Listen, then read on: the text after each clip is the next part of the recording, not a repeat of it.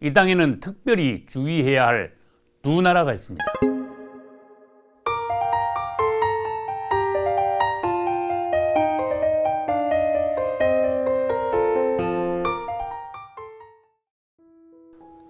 예수님께서는 종말의 두 번째 징조로서 세상 끝날까지 난리와 전쟁이 계속될 것이라고 하셨습니다.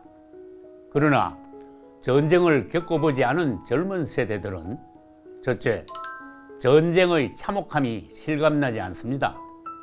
둘째, 전쟁에 대비하는 지혜와 단결력과 경각심도 정신력과 체력도 부족합니다. 셋째, 적들이 문 앞에 이르렀는데도 정신줄을 놓고 딴짓을 하고 있거나 우리 편끼리 서로 싸우기 일쑤입니다. 인류 역사상 거의 모든 세대마다 전쟁을 피할 수 없었습니다.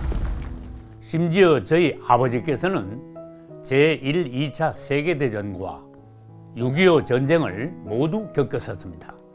그러나 모든 전쟁에는 그 원인이 있으며 역사적으로 볼 때 전쟁에는 승리의 원칙과 비결도 있습니다.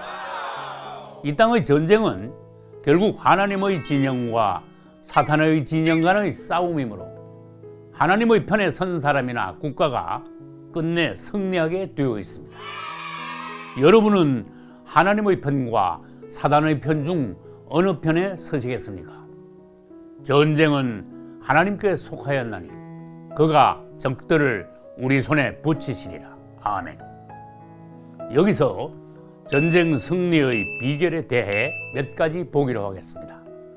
첫째, 영적 전쟁에서 먼저 승리한 후에 물리적, 육신적 전쟁에서 승리할 수 있습니다. 우리의 싸움은 혈과 육에 대한 것이 아니요 어두움의 세상 주관자들과 하늘에 있는 악의 영들에 대함이라. 아멘. 영적 전쟁의 승리를 위해서는 6가지 하나님의 전신갑주를 취하라고 하셨습니다. 둘째, 사람이 모인 곳에는 항상 분쟁과 갈등이 있으므로 우리는 애초부터 불필요한 분쟁에 가담하거나 휩쓸리지 말아야 합니다. 셋째, 전쟁은 명분이 뚜렷하고 정의로워야 합니다. 임진왜란과 히틀러의 제2차 세계대전과 6.25 남침 등은 참으로 명분 없고 불의한 침략 전쟁이었습니다. 그러므로 우리는 정의의 편, 하나님의 편에 서야 이길 수 있습니다. 이 땅에는 특별히 주의해야 할 두 나라가 있습니다. 그것은 미국과 이스라엘입니다. 이 두 나라는 역사상 정의로운 전쟁만 치러왔습니다. 미국은 기독교 정신을 바탕으로 세워진 나라이며 이스라엘은 아브라함과 다윗 때부터 하나님께서 보장하신 나라입니다. 그러므로 누구든지 미국이나 이스라엘을 대적하는 것은 불행과 멸망을 자초하는 것입니다. 1948년 이후 이스라엘과 아랍 국가들 간에 일어난 4번의 중동 전쟁에서 이스라엘은 완벽한 승리를 거두었습니다. 이스라엘을 건드리는 것은 하나님의 눈동자를 촉범하는 것이며 돌로 자기 발등을 찍게 되는 것입니다. 1950년 6월 25일 구소련의 지원을 받은 북한군이 남침하여 남한은 대단히 위태로운 상태가 되었습니다. 그러나 미국을 중심으로 한 16개국이 유엔군을 조직하여 위급한 우리를 도와주었습니다. 미국은 48만 명의 군인을 한국에 보냈습니다. 그 와중에 전사한 유엔군 중 90%는 미군으로서 미군 전사자의 수는 무려 33,700명이나 되었습니다. 낯선 나라를 위해 싸우러 온 미국의 젊은 청년들이 고향과 가족을 그리워하며 죽어갔습니다. 수년 전에 저는 한 편의 미국 영화를 보았습니다.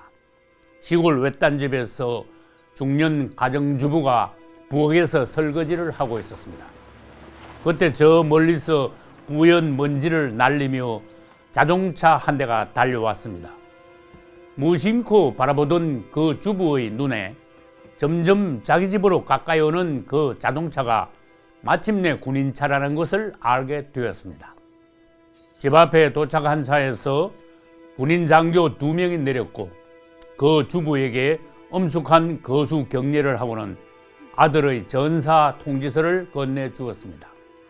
여러분은 그때 그 어머니의 심정을 느낄 수 있겠습니까? 미국 전역의 무려 33,700 가정에서 이처럼 사랑하는 아들의 낯선 나라 한국에서의 전사 통지서를 받았습니다. 우리는 그들에게 얼마나 큰 빚을 졌는지 아십니까? 갚을 길은 없지만 감사할 줄은 알아야 합니다. 6.25 전쟁이 일어나고 어느덧 57년이 지났을 때 2007년 10월에 저는 집회를 위해 미국에 갔습니다. 그때 저는 워싱턴주와 아이다호주를 거쳐 몬타나주의 연합 오순절 교회에서 설교를 하게 되었습니다. 설교 시작 전에 저는 한국을 대표하여 6.25 전쟁 때와 그 이후에 계속 한국을 도와주신 미국에 진심으로 감사하다는 인사를 드렸습니다.